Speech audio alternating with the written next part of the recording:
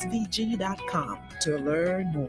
Singer, your family company is keeping up with you and the times. Visit our website today and experience a whole new world of Singer, your trusted online family company. 99.9 We FM.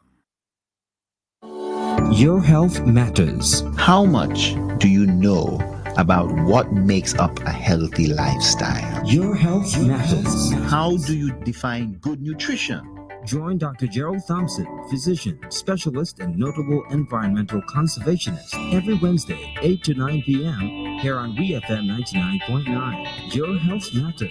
Ask Dr. Thompson any burning question you have related to health. Your health matters. Dr. Thompson will examine healthcare, highlight important environmental issues, and look at what's hot in science and technology and the next wave of emerging diseases and health trends. So this and every Wednesday, join us 8 to 9 p.m. here on WeFM 99.9 because your health matters.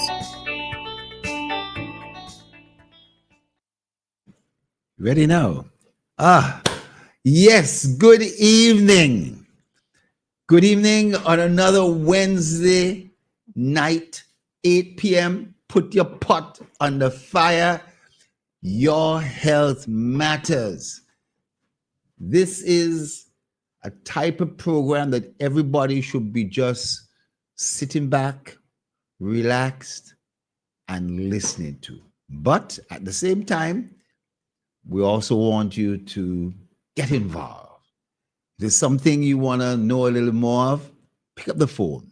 Call us, 457-9997, either straight, direct, or WhatsApp, same number, WhatsApp, 457-9997, or direct. Call us direct. We will be happy to take your call. When I say we, I'm just talking about myself and Marlon here.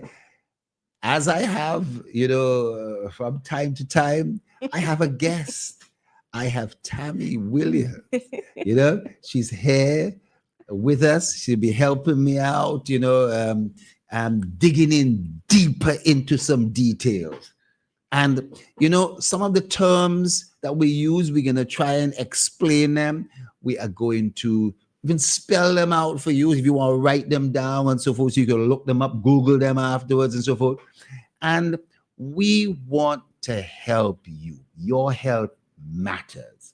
Tammy, good night. How are you? Good night. I am great. Thank you. Right, wonderful. Good evening to all the listeners, locally, internationally. Well, this evening, we are going to talk about a subject called phobias.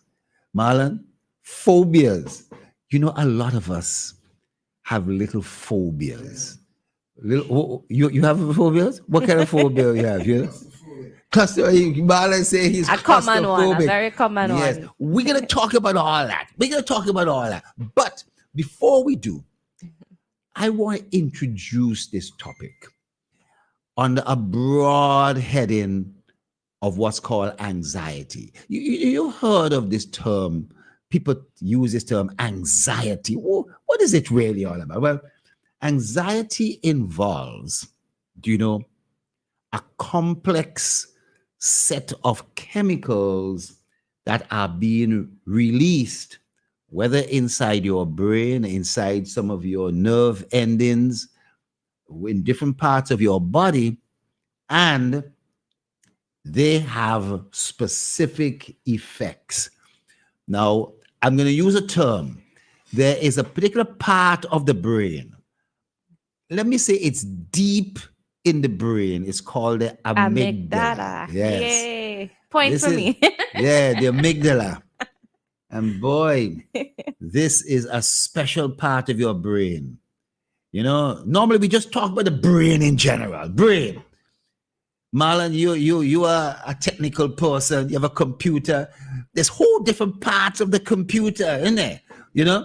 Well, in the brain, there are many different sections of the brain, and the amygdala is a very special part. Yeah. Now, let me tell you that this subject of anxiety comes about from the way the Lord made us. The Lord made us that if there is any fear, if a lion, or let's say a tiger, so we don't have in symbols, but if there was that sort of animal, or if there was somebody outside with a cutlass, sharpened back and belly, you understand? And they were confronting you. The body and the brain is designed to make sure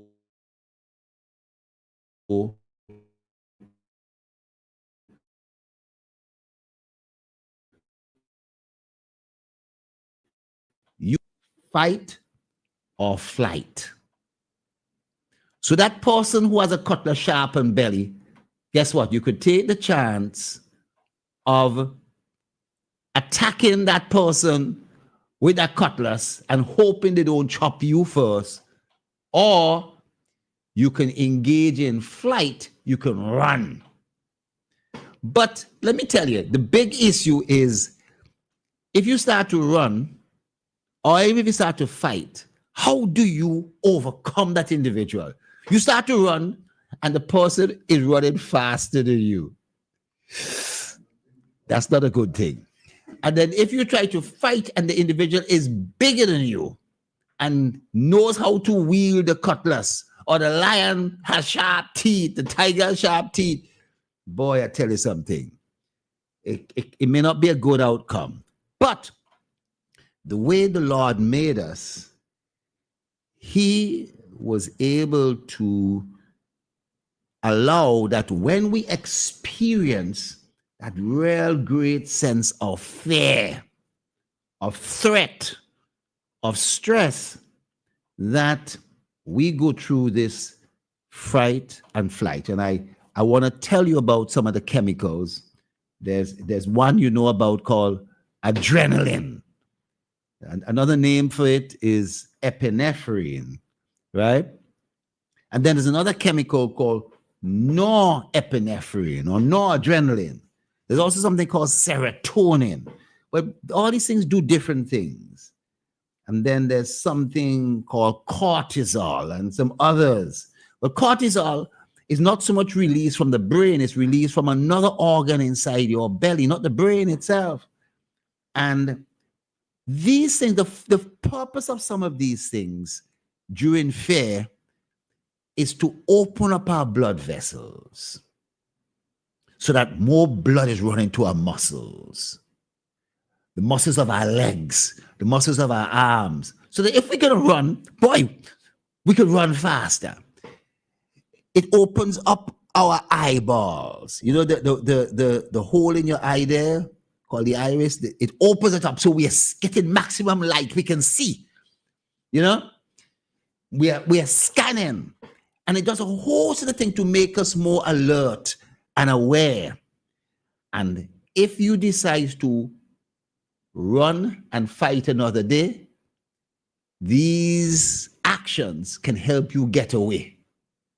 Or if you decide to fight, it makes you really able to overcome that person with a cutlass because your muscles are fully, the blood vessels giving maximum blood and oxygen and nutrients in there. You could really do something. You could pack a punch. You could do all sorts of things. Well, having said that,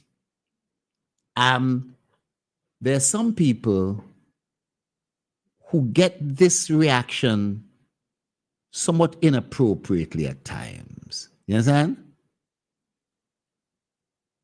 Inappropriately from the standpoint that the fear may not really be real. There isn't a guy with a cutlass sharpened back and belly. There isn't a bad dog, a Doberman, or a lion or anything like that in front of you.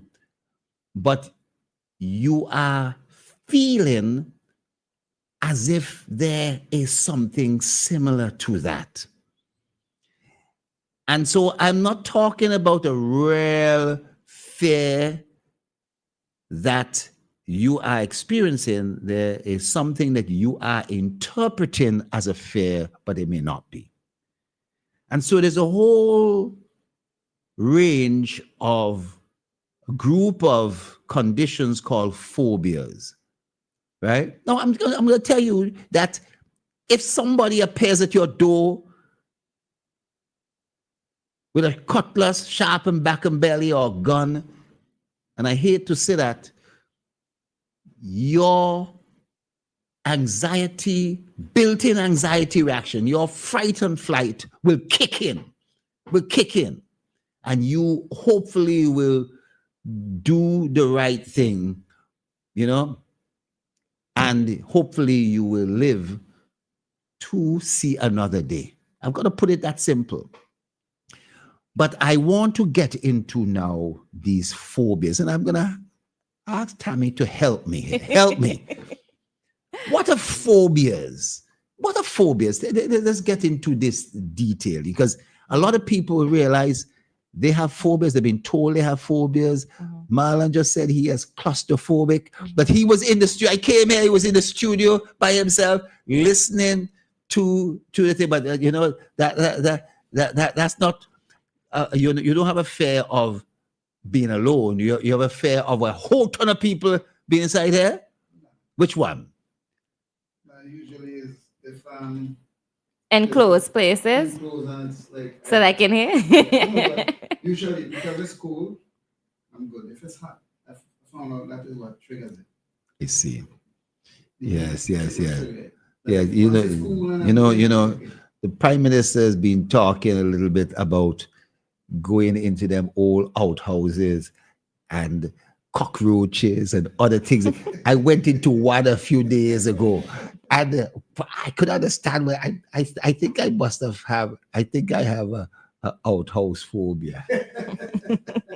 Well, tell me a little bit. I started thinking about the cockroaches and something running up my leg and all them kind Maybe you of have things. agoraphobia. Yeah? Maybe it's agoraphobia. Agoraphobia. Those sort of persons tend to be. Well, okay, Yes. we'll get into that later. Well, yeah. let's go in. You start me off. Let's say.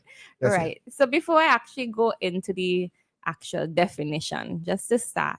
So everybody, whether they would like to admit it or not, right, have some form of anxiety. Even those who, especially males, they want, I ain't frightened at this. The whole macho thing. Everybody has some degree of anxiety. But the issue arises is how they cope with this anxiety and the extent of the anxiety.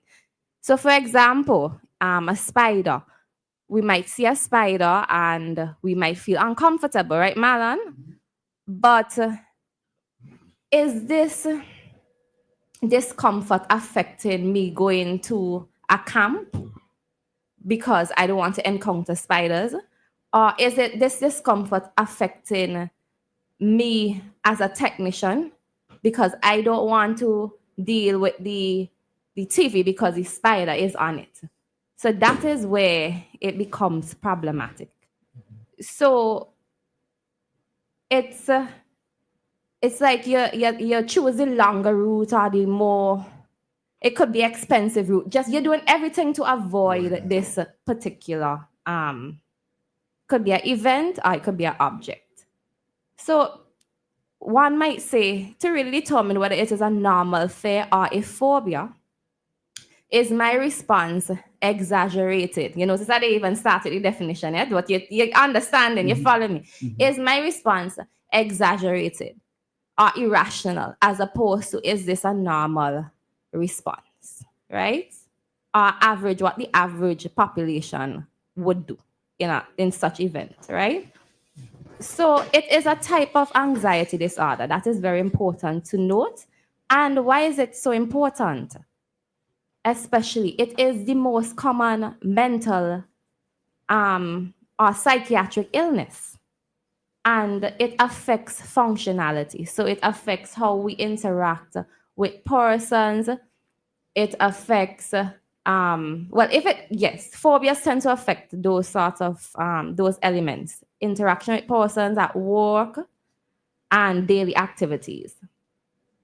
So the actual definition It is a mental illness in which an individual has persistent and intense fear of a specific object, also called a stimuli, and this would lead to some sort of response. So in terms of persistent, at least 6 months or more, that is the time frame. So it's not a one-off thing. So I walk over the bridge and 1 out of 5 times I have this anxiety, right? And it's an intense fear. So it's not the average might be 20% fear with a particular situation, but you is 95%, right? And there are different types of phobias, right? The common ones are specific phobias. Just to give some examples, so you have arachnophobia, fear of spiders, cynophobia, 1,000,001, right? Copious amounts of phobia. Heights, acrophobia, hematophobia, fear of blood, claustrophobia, fear of blood, trypanophobia, that is fear of injections, right? Glossophobia, fear of public speaking. You see, there are very common ones like these.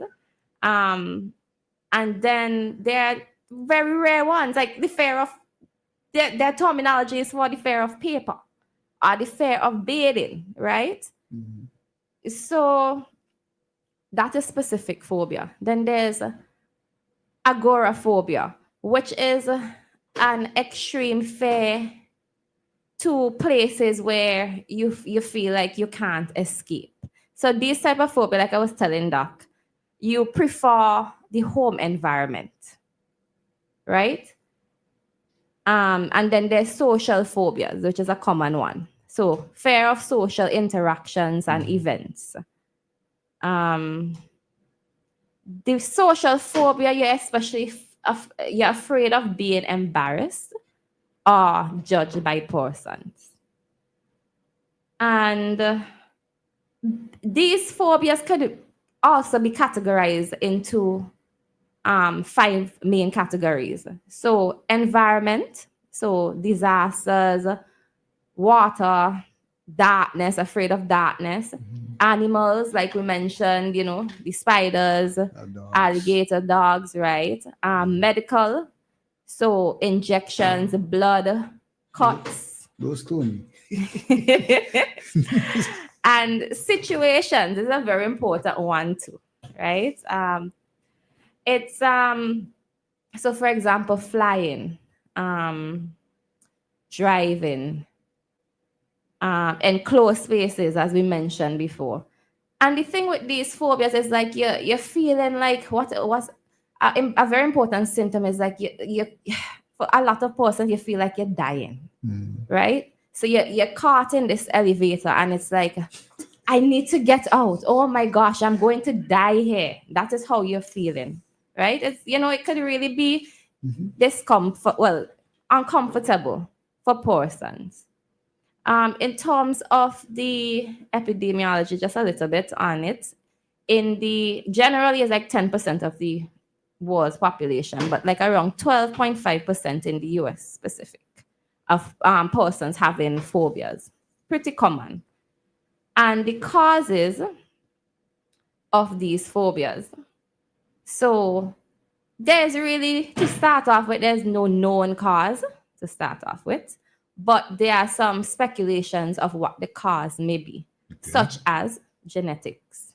So if you have a family history of anxiety, like Doc excellently explored earlier on in this discussion, and then it could be from trauma. So for example, as a child, when I was 5 years old, I got bitten by a dog.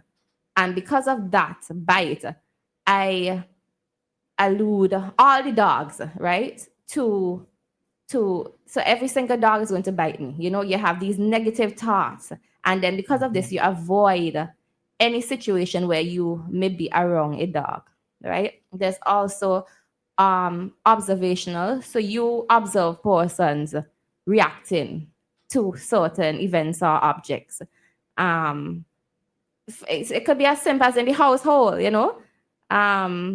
your daughter is there with you and she see you running from a cockroach and then she's like, right? So, and it could be informational as well.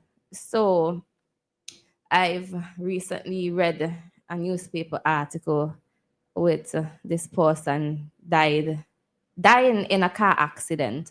And as a result, I have developed this phobia for driving. I don't want to drive. I don't want to be in any vehicle. I don't want to drive anymore. That's it. Right? So those are those are common causes of it. Let's just go over some things here because for persons who understand, I started off telling you that the way we have been made as humans, our body system is designed that if we see danger, some people would see a goat and a sheep, and people make a difference that if you try to catch the goat, it's hard because the goat will rush away, but the sheep seem to be a lot easier to catch because the sheep seem to be a little bit more docile. It's eating grass and it isn't studying anything else other than eating its grass. Well, the way in which our body has been made, and reiterate, is that if there is danger, just like the goat, we are going to try and either butt or we are going to run. And this is a good thing. This is good. But phobias are when your brain takes this normal, positive form of response to anxiety to an extreme degree. And under ordinary circumstances, these emotions are usually protected and projected to be helpful. But this is where, and it's a way of your brain saying that it's a warning. And I'm repeating this a little bit because I want to really sink it home. As Tammy said, we don't quite understand all the reasons. She mentioned one of them as being trauma. Whether it's trauma of seeing a cockroach or being bitten by a dog is a form of trauma. And you point about some of these things may be genetic, but a lot of them are really learned fears. People can learn about phobias or fear, the fear of others, she mentioned, learning about that individual in a car. And so therefore, we wonder if this will happen to us. And to a lot of series of the way our brain works, this is learned fear, and we can take it to the extreme. I might hear the same thing, somebody died in a car, and I say, yeah, I wish that doesn't happen to me. Right. But for some persons, it's taken to the extreme. And so she pointed out a number of different type of phobias, a number of different type of phobias. And the names are so long and drawn out and so, but the important... If you know Greek, it'll come in handy. Yeah. Well, no, the important ones, we know a lot of people are afraid of heights. Mm-hmm. We know that a lot of people are afraid of being in an enclosed space that they're worried about. Marlon, are we going to get out? Mm-hmm. Are we going, is somebody going to lock that Poor door? Marlon, if we can't get out here tonight. That's my fear. Is Marlon? That's my fear. If for example, that door, And then say a disaster. yeah, say that door, I know for sure that door is locked and I can't get out. Yeah. Problem. No, Marlon, this is what I want to get into. What actually happens when that occurs? This is the fascinating thing, and I want to get into some of this time. I know you're going to probably go there. Mm-hmm. there is a sense of an intense, overwhelming fear, everybody. There's a panic of feeling that you need to escape, but you're not sure if you can.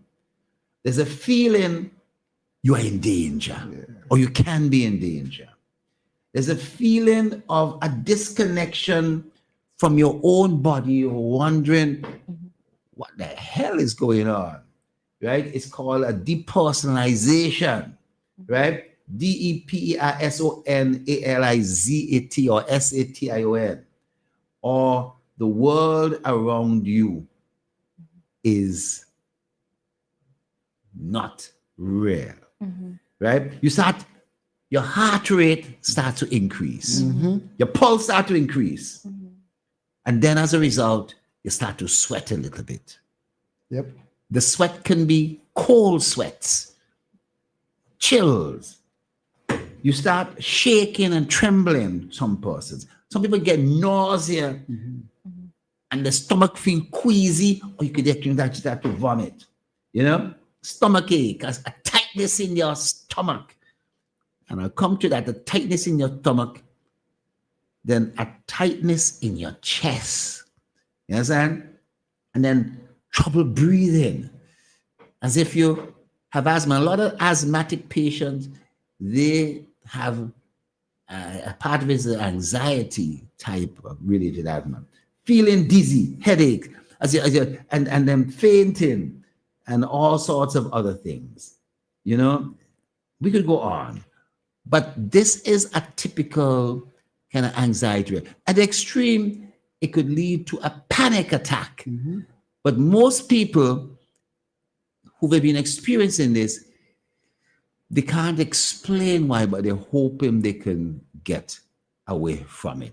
Tell me, I wanna come in here, you know, because in addition, young kids may have it too, especially those the young 3-year-old, 4-year-old starts crying. They have temper tantrums, and you're wondering why they have a temper tantrums.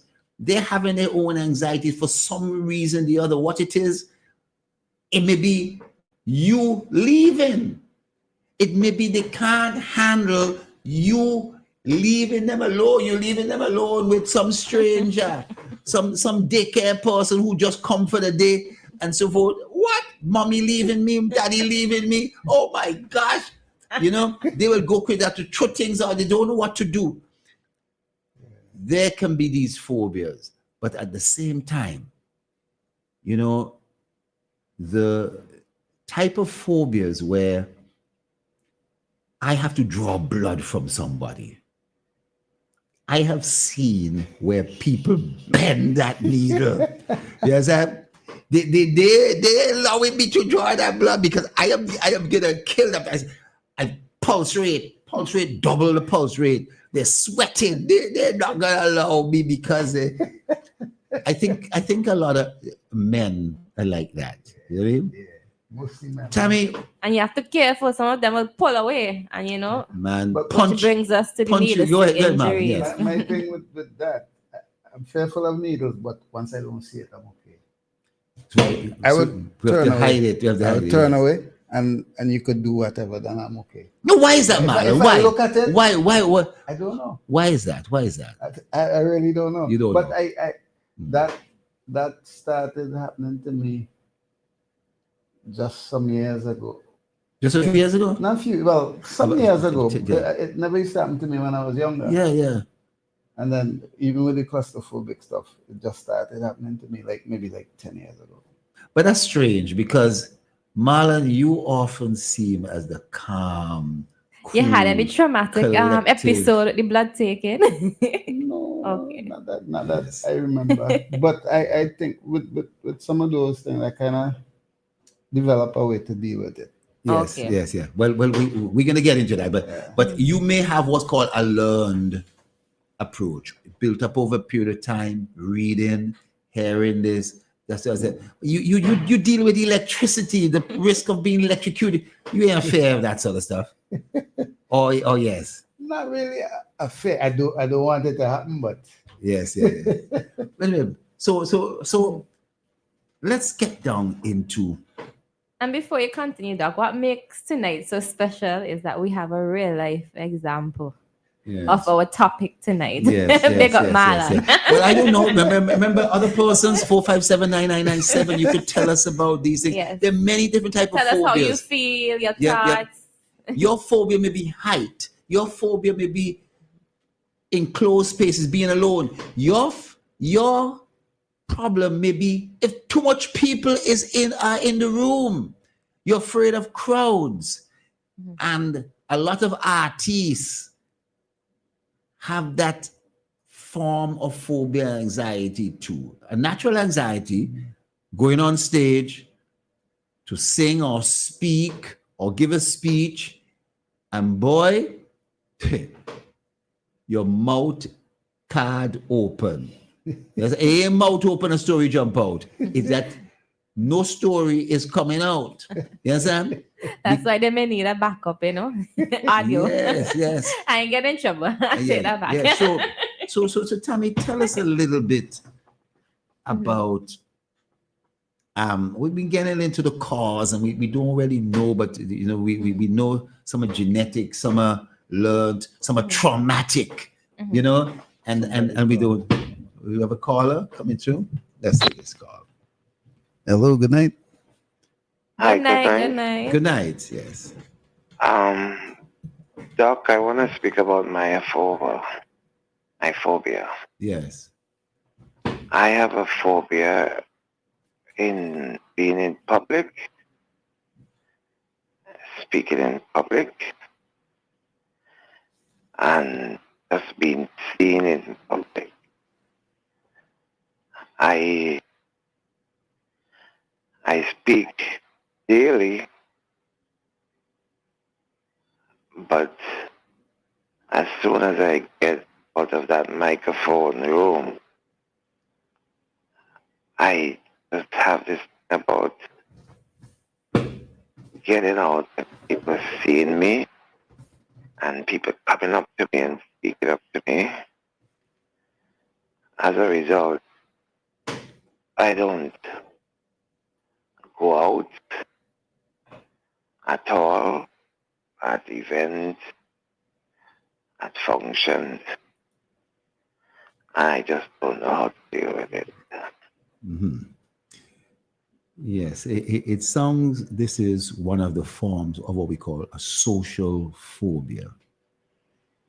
It's not so much a social anxiety disorder, but it is that the fear of being judged or humiliated comes into play, and therefore it can lead to avoidance of the social events, of speaking or being able to speak when you've said, okay, I will speak, say something at a funeral or do a recital, on stage. A lot of persons during childhood are asked to do a recital, but they stumble and everybody laughs. Everybody is scorning you, and you may feel humiliated. You may But I speak every day in front of a microphone. You do? I don't know if I can tell you who I am, or if you picked up my voice. Yes. Your choice.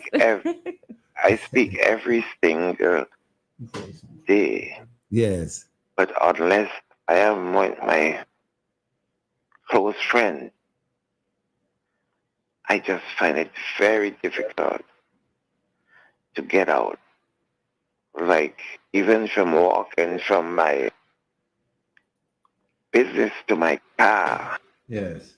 I get very anxious Yes. because I'm afraid that somebody's going to come up to me and chat, and I'm always conscious of such a. My name is Bing Joseph. Yes. I was not going to ask what is the Yes. specific fear, but you said you fear that. What exactly are you fearful of? Is it being embarrassed? Is it what exactly are you fear of? I just have this fear of Well, Doc said being judged, that's one of the things, right? Mm-hmm. Like people expect, for example, the voice that they hear on the radio, Mm-hmm. that's the voice that they would hear when I am off the radio. Okay. And when they don't get that, sometimes they can't believe. For example, someone called my phone and I answer and I said, hello, and they say, I would like to speak to Bing. And I would say, this is him. And they would say, no, this is not him. Can I speak to Bing? And I would say, yes, this is Bing. And they can't understand the difference between being on the radio and being off the radio. And as a result, in public, I have this, like everybody wants to come up to me and talk to me and this. And I feel very trapped. And I do not go anywhere at all unless I'm going with my close friends who most times shield me. And it's something that I've been battling with for a very long time. Thank you so much for sharing your experience. I must say that. Yes, Doc. Yes, yes. Mhm. But let me say that this is actually something that is a lot more common than you may imagine. And a lot of persons feel that way too. And I suppose what you may be asking your question, why is this the case? And how can this be reduced? Those two things. How can this be reduced or eliminated? Now, we may not necessarily find a reason for it. And sometimes it's said you must find a reason first. That's not necessarily the case. Because as Tammy was saying, it's less likely to be genetic.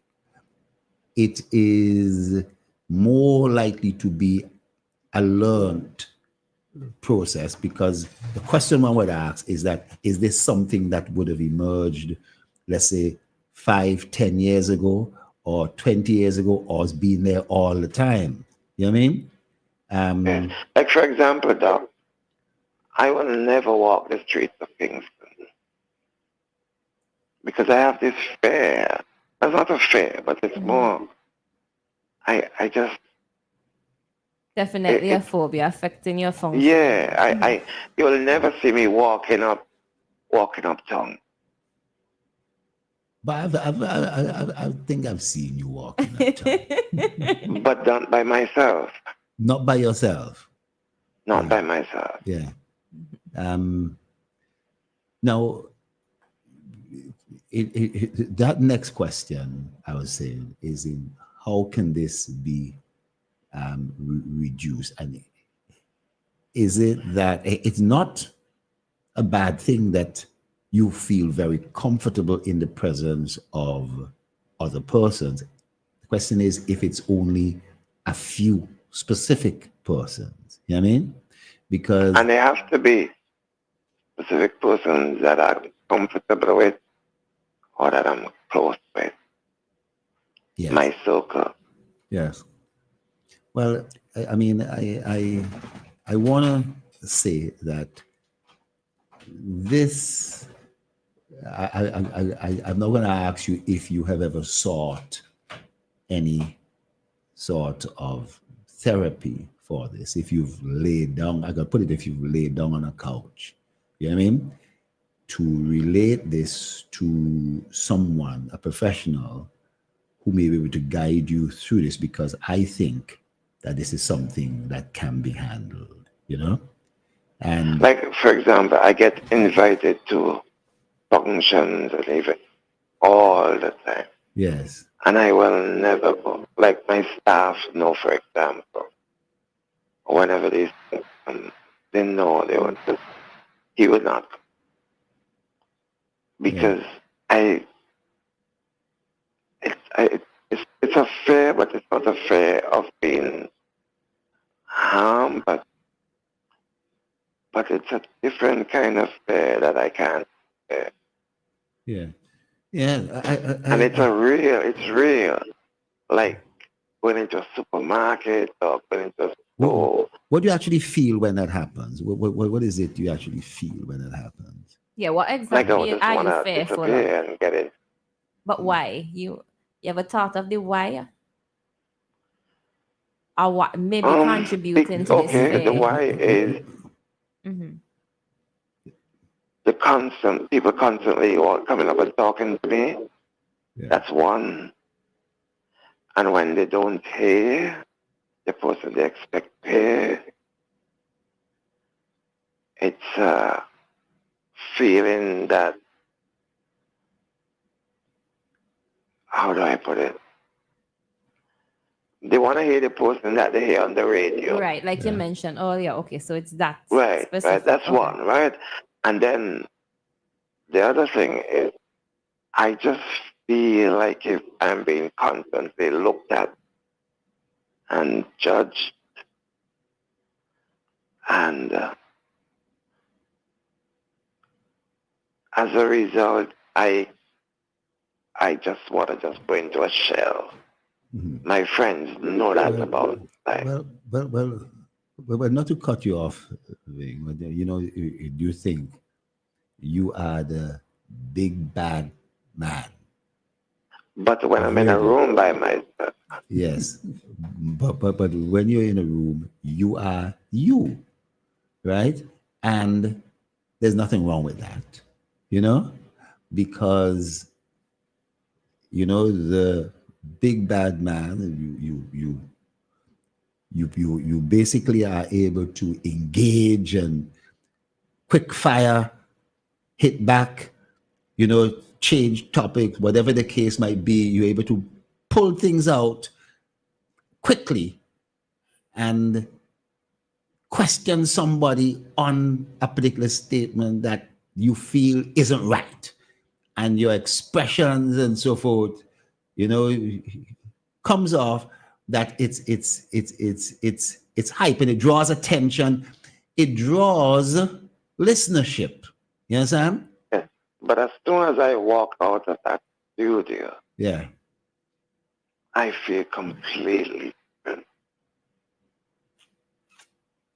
Completely different. Yeah. But there's nothing wrong with that.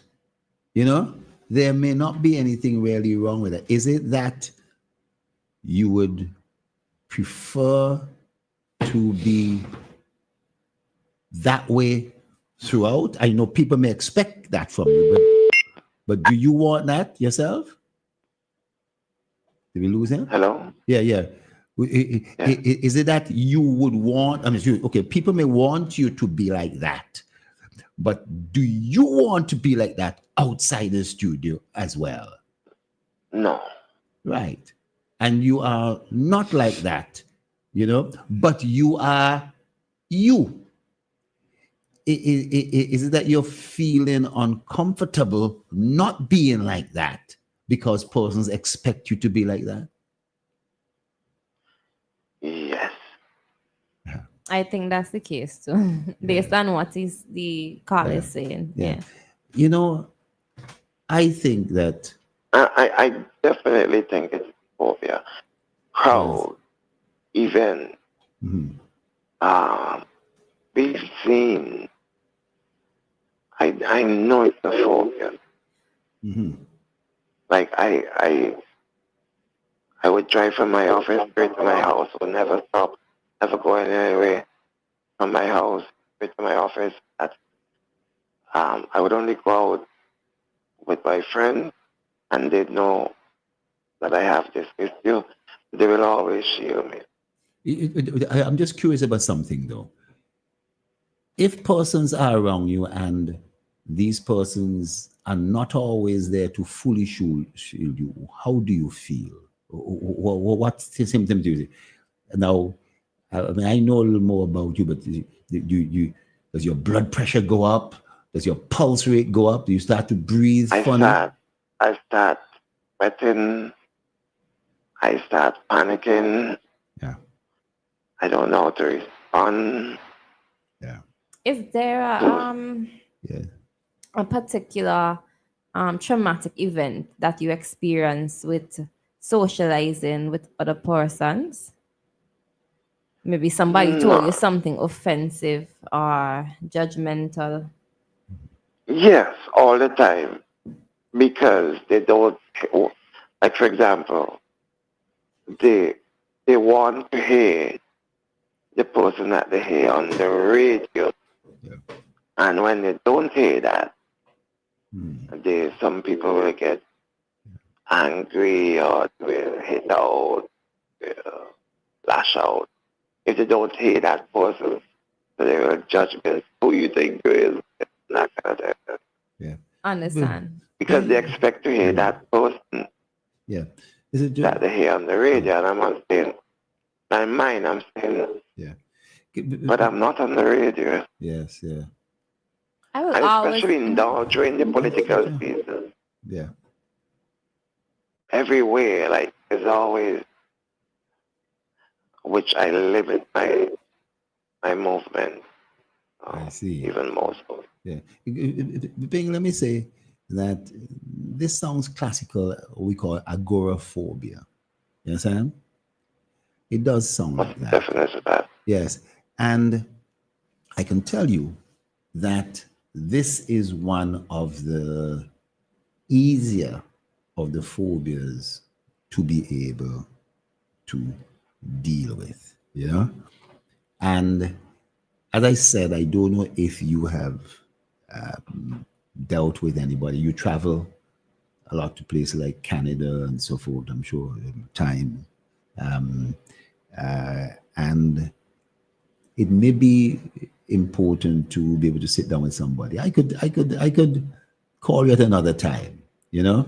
Yeah. I think I still have your number. I could call you another time Yeah. and give you. The other thing, though, Yeah, go ahead. I don't know who the other person is on the panel, right? The other thing, like, people will invite me or ask me to come and make presentations, and I can't do it. I can't go out and in public, in front of people with a microphone, which they expect that I should be able to do because I do it, but I do it in a room with myself. But to do it in front of a group of people, I just can't. It just can't. Well, you know, even though with this, again, do you know the people who you're comfortable with? You do it Yes. with one of them. And then you do it with three of them. And then you do it with multiple factors, and you bring in maybe even some persons you may not even be comfortable with. But those people who you're comfortable with are still there. You'll be surprised that over a period of time, these things can, because, you know, you're going to be asked to do this all the time, and there will be avoidance. And I'm asked to do it all the time. Yes. Unfortunately, I have to sign, and they don't understand. They would always say that you speak all the time. You know, Yes. how come you can't do it? And I can't. I say, well, I just can't. Yes. Which I really cannot. Yes. Yes. I think that you know, you can definitely be assisted in this regard, you know, and I'll give you a call, you know. I've been listening to you guys, and it took so much out of me. Yes, I know. I Pick up the phone to We really call, appreciate. Yes, to make yes, this yes. call, because You're brave. even doing this took a lot Yes, to do. yes. Well, we go And back. people can't understand it. Yeah. You know, I don't know. People just They just can't. Yeah. Like, And it's hard when others can't understand, right? It's and very it's difficult. difficult when they don't understand it or they don't get it. Especially persons Even close to today, you. someone called me and I said, this is big. And they said, no, are you sick? Are you not sick? Well, I said, no, I'm fine. I'm sitting in my office. And they said, but how come you don't sound like? And I don't know. Yes, well, I think that I want to thank you for calling and sharing that with us, and I'm gonna get back to you. You know. I'm sure there are other posters. Oh man, let me tell you something. Like me. A ton load of persons.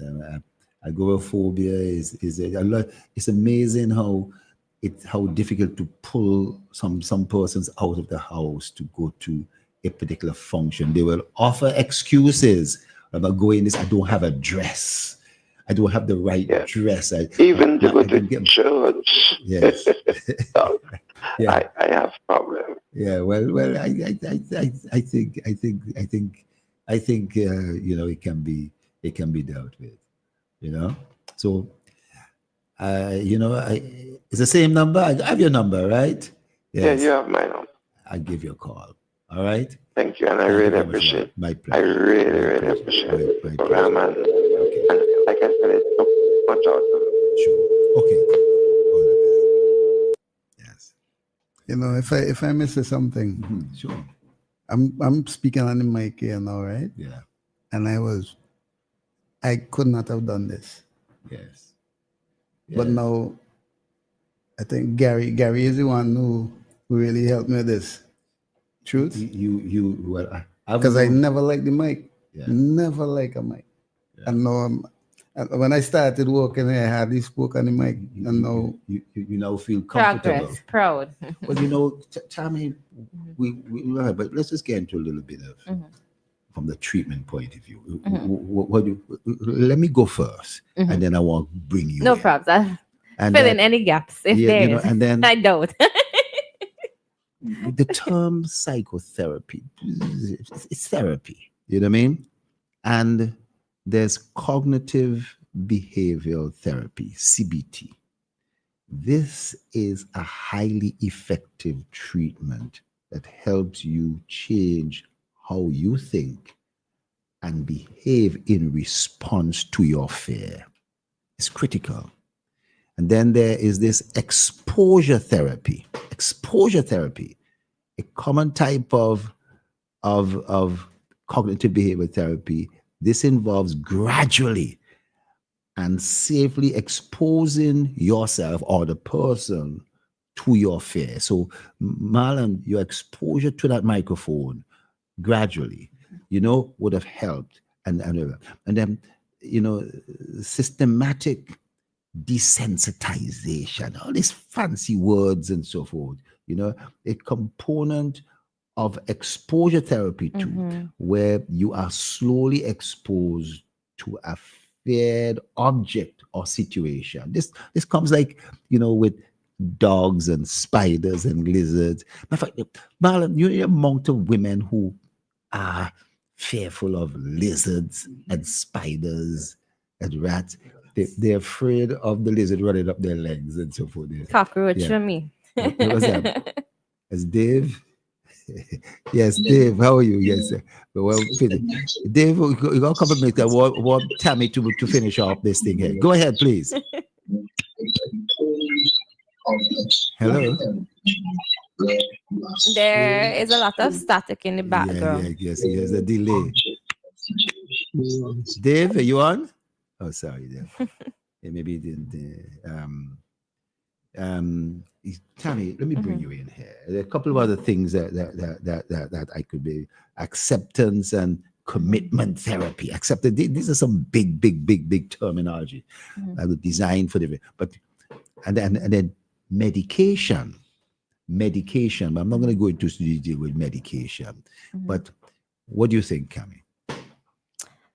So in terms of the treatments, yeah, basically touched on everything that I could have think about. So there's cognitive behavioral therapy, like you rightly mentioned. So in that one, you're trying to explore really the thought process of individuals. So why exactly do they have this fear, and what do they allude this fear to?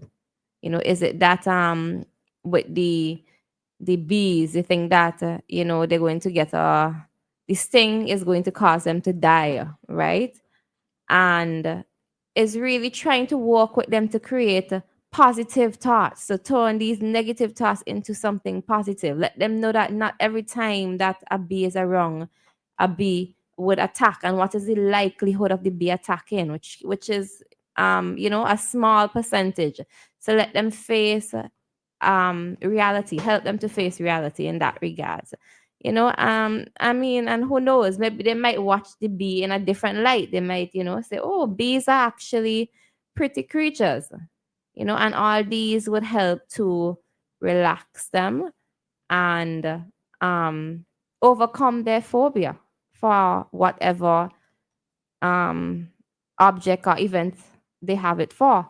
And then there's the exposure therapy, like Doc mentioned, and then the important subset of it is the systematic desensitization, right? So you find in this process now, you're finding their comfort zone, their what makes them relax, maybe thinking about the beach or something else, coping strategies you're looking at, and then you're starting small, right? This is another thing. Persons might be fearful of therapy because it's like, what nonsense are people talking about? If I tell them I'm afraid of cockroach, what they want me to do? Go in a room with a 1,000,001 cockroach? Like, how is this going to help? This is not going to help my situation. But that's not what we're saying. We're saying that you're gradually going to be exposed to the situation in small steps. So initially, it might just be a cockroach picture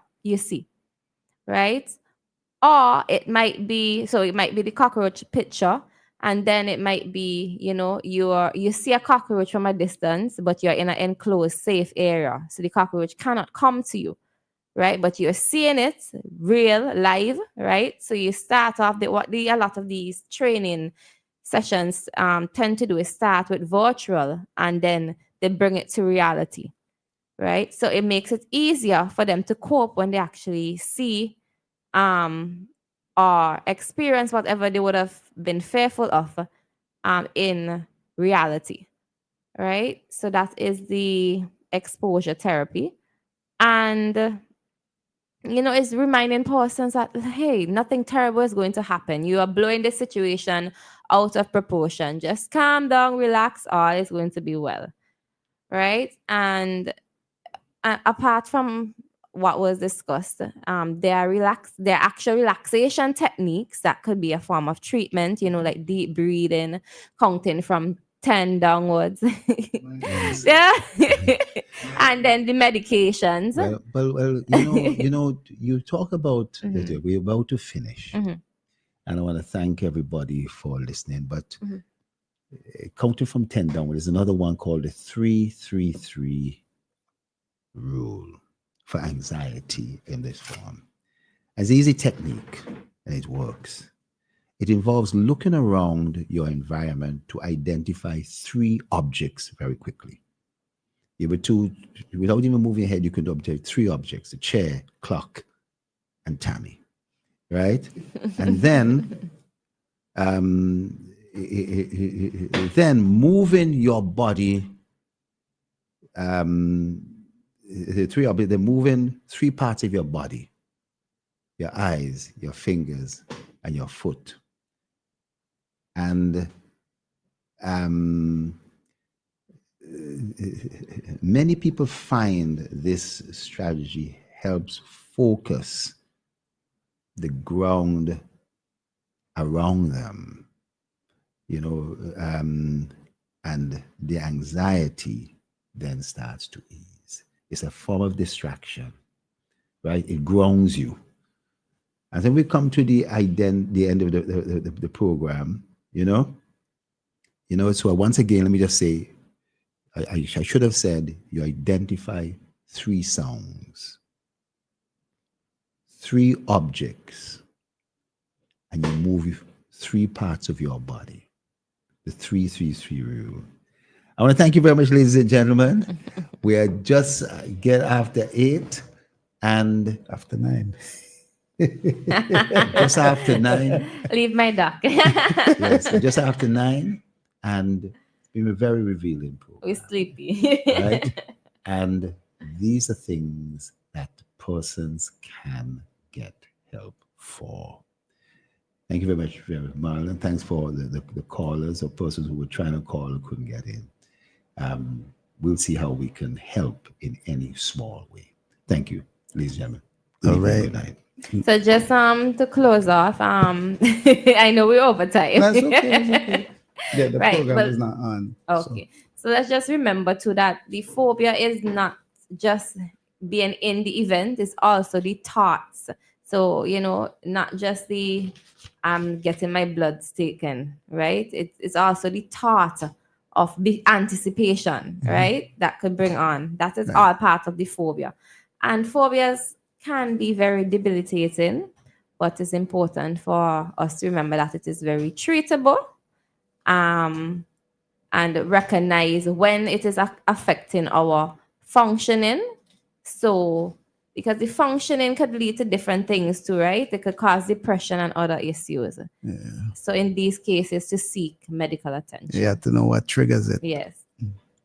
All right. Thank you guys for that. Phobias. You're welcome. Your health matters. How much do you know about what makes up a healthy lifestyle? Your health matters. How do you define good nutrition? Join Dr. Jerol Thompson, physician, specialist, and notable environmental conservationist, every Wednesday, 8 to 9 p.m. here on WeFM 99.9. Your health matters.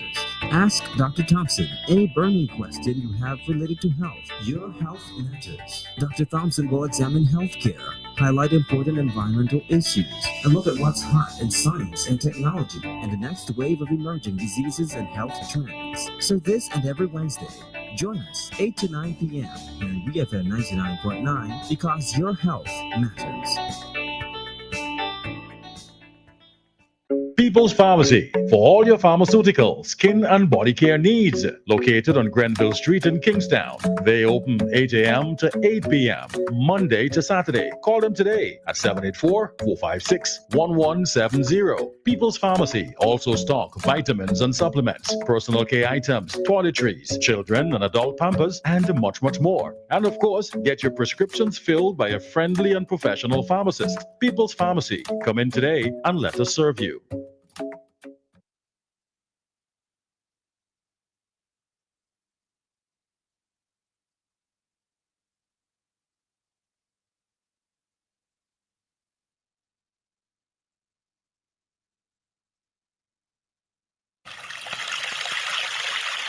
You listening to the sounds. 99.9. We are free.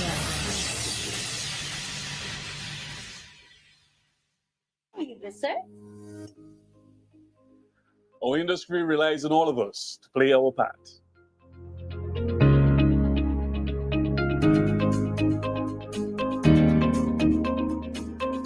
We take pride in showcasing our beautiful island